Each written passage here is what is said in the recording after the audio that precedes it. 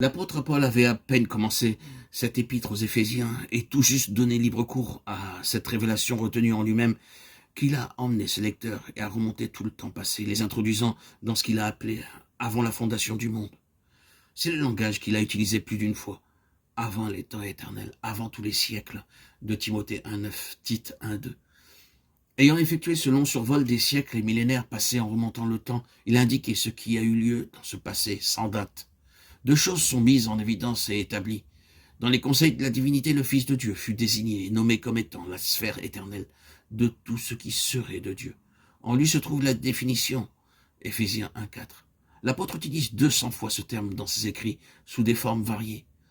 L'écrivain de l'Épître aux Hébreux établit la même chose par des mots précis. Il l'a établi héritier de toutes choses, Hébreux 1,2. Ce n'est pas la connaissance exclusive de Paul. Jean et Pierre parlent tous les deux de la même chose quant à la position éternelle du Fils de Dieu. Mais Paul en dévoile beaucoup plus. Là, donc premièrement, avant les temps éternels, le Fils de Dieu, notre Seigneur Jésus-Christ, Éphésiens 1,3, fut établi comme le domaine inclusif de tout ce qui appartiendrait à Dieu, comme une race serait en Adam, 1 Corinthiens 15, 22, comme une nation se trouverait dans la seule postérité d'Abraham, Romains 4, 13. Et comme la moisson se trouve dans le simple grain de blé, de même le Fils de Dieu serait le contenu de tout ce qui serait en fin de compte de Dieu. De même l'apôtre associe les personnes à la personne. Il nous a élus en Dieu. Ceci était inclus dans les délibérations divines. Ce concept ne nous est pas inconnu. Jésus lui-même en a fait référence à cause des élus. Au point de séduire, s'il était possible, même les élus. Matthieu 24, 22, 24. Et Dieu ne fera-t-il pas justice à ses élus? Luc 18, 7. Pierre emploie aussi ce terme, 1 Pierre 1, 2. Dans ses conseils éternels, un peuple, un corps, une nation fut établie et assurée, qui devait précisément exister pour justifier la place du Fils. Non, nous n'allons pas nous lancer dans une discussion à propos de la prédestination. Tout ce que nous dirons simplement à ce sujet est que deux choses gouvernent cette question de l'élection divine.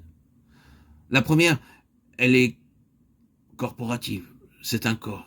Et tout comme un corps physique fut préparé pour le Fils de Dieu dans l'incarnation, tu m'as formé un corps, Hébreux 10, 5. De même un corps corporatif lui fut préparé.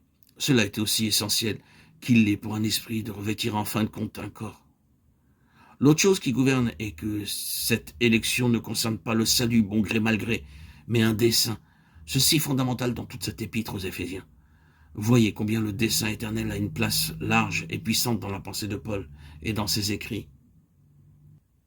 C'est ce dessein qui détermine tant les voies de Dieu. Les exhortations, les admonitions, les encouragements, les avertissements, les supplications sont tous en relation avec son dessein dans le salut.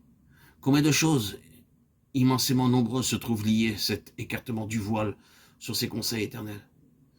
D'eux viennent les délibérations et les activités de Dieu, celui qui opère toutes choses d'après le conseil de sa volonté, selon le bon plaisir de sa volonté. Éphésiens 1, 11. Voyez également Romains 8, 23, 30, 28, 30. Nous devons cependant nous rappeler qu'il y a une seule chose absolument prééminente et prédominante qui détermine tout et de laquelle toute chose découle et avec laquelle toutes choses sont en relation. C'est cette seule chose qui explique tout ce qui se trouve dans cette épître aux Éphésiens et dans toutes les Écritures. C'est la place du Fils de Dieu. Cela explique en effet la vocation, la conduite et le conflit. Ceci donc, dans l'éternité passée, depuis lors, se dresse au-dessus de tous les temps et de l'éternité à venir, affectant, déterminant, gouvernant toutes choses. Pour prouver le bien fondé de ceci, il est seulement nécessaire de parcourir cette épître aux Éphésiens, de noter combien souvent le Seigneur Jésus est effectivement mentionné. Son nom personnel est mentionné quelque 44 fois. Outre cela, notez les nombreux pronoms et adjectifs se rapportant à lui. Il, lui, son et qui.